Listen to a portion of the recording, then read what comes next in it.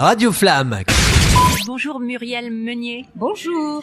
Vous venez de sortir un roman aux éditions Favre, La penseuse de secret, et la penseuse avec un A. De quoi parle votre roman? La penseuse de secret, c'est une jeune femme, c'est une guérisseuse, une rebouteuse aussi, qui a le don. Le don a été transmis par son grand-père. Notre penseuse vit dans le Morbihan, début 19e siècle, 1815, et elle est prise dans la tourmente de la chouannerie, donc, mais là c'est la fin de la chouannerie, donc la petite chouannerie. Elle voit son destin basculer lors d'un débarquement d'armes effectué par les Anglais pour les Chouans, dans un petit port sur la Vilaine, le port Folleux, dans le Morbihan. Notre penseuse souhaiterait devenir médecin, puisqu'elle guérit les gens et c'est sa passion.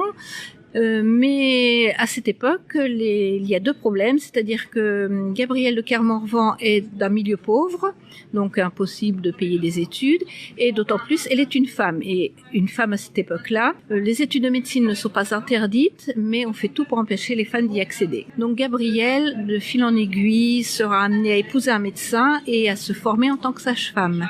En fin de roman, se présentent quelques photos, quelques dessins, quelques représentations de l'univers de la médecine d'ailleurs. Vous avez retrouvé ce genre de photographie dans des archives, vous avez beaucoup cherché? Oui, alors ces photos sont des photos d'époque, il y a beaucoup de photos d'époque, donc on peut maintenant en trouver sur Internet, qui sont libres de droit, donc pas de souci. Et puis j'en ai fait aussi moi-même, donc des fois on voit un parallèle, par exemple la penseuse habite à La Roche-Bernard, on voit une ruelle à l'époque et une ruelle maintenant, puisque c'est une de mes photos. C'est très agréable d'avoir un recueil photo aussi avec l'écrit, parce que ça permet aux gens aussi de se donner une idée des lieux, du matériel aussi, parce que là on voit la machine, ce qu'ils appellent la machine, les mannequins sur lesquels les sages-femmes apprenaient à faire les accouchements. Donc il y a des choses, des précisions en plus avec visuel.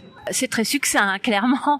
C'est pas comme ça qu'on devient vraiment médecin ou sage-femme. Oui, mais quand même. Je pense que ça avait une bonne formation. Oui, parce que elle pratiquait aussi. Elle pratiquait. Il y avait les études théoriques, mais elle pratiquait quand même. Donc. Quel est votre parcours, Muriel? Vous aimez l'histoire? Vous avez fait des études en rapport? Alors moi, je suis une littéraire. J'ai fait des études littéraires, mais je ne suis pas historienne. C'est une passion. L'histoire est une passion. Donc je me forme moi-même en découvrant certaines choses que je ne connais pas. Donc je fais beaucoup de recherches pour documenter mon livre. Donc j'aime beaucoup me tenir à la réalité des faits. Ça c'est sûr.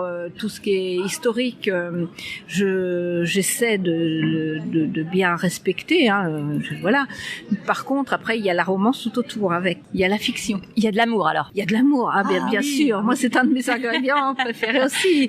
Et là il y a une belle histoire d'amour avec la penseuse. Son fiancé d'ailleurs disparaît lors de ce débarquement d'armes dont je parlais tout à l'heure, et c'est ce qui va faire basculer la vie de Gabrielle. Tout un programme, et ça se passe en Bretagne. Merci beaucoup Muriel Meunier. Merci à vous. Radio Flamme.